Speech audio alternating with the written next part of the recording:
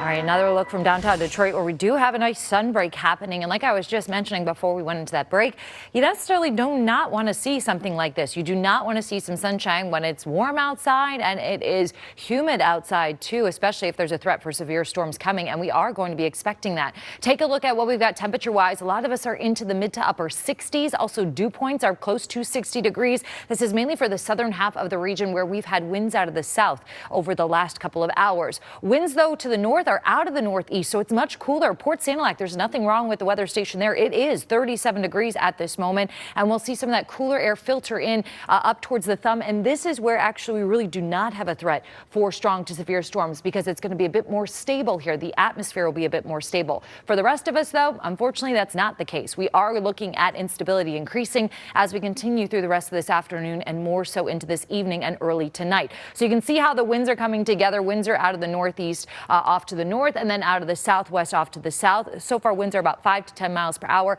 Thankfully, not worried about strong winds ahead of any storms, but storms tonight could bring some damaging wind gusts across the area. That's one of our biggest concerns. As we take a look at satellite and radar, we've had some kind of drizzly, misty conditions throughout most of this morning, but now we're getting a good sun break, mainly south of Pontiac and Howell, down through Ann Arbor, and even across most of Wayne County at this moment. We'll continue to keep a couple more sun breaks as we move through this afternoon. There's not much going on right now, but we're preparing again for some development of storms, especially even off to our south and west as we get into tonight. We have a chance for a few to develop over us, but we'll keep an eye on development over towards Chicago because those storms will be racing in our direction as we move into the early morning hours of tomorrow. So this, unfortunately, is going to be an overnight event for a lot of us.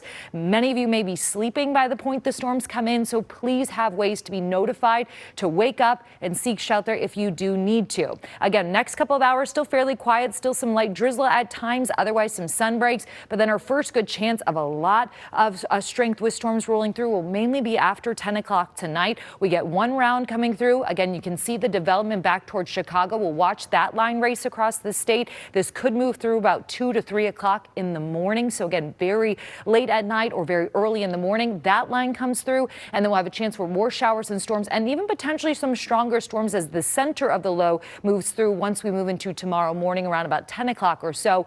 Eventually, once we get towards the afternoon, it does start to become a bit more quiet across the region, but it's going to take some time before we get there.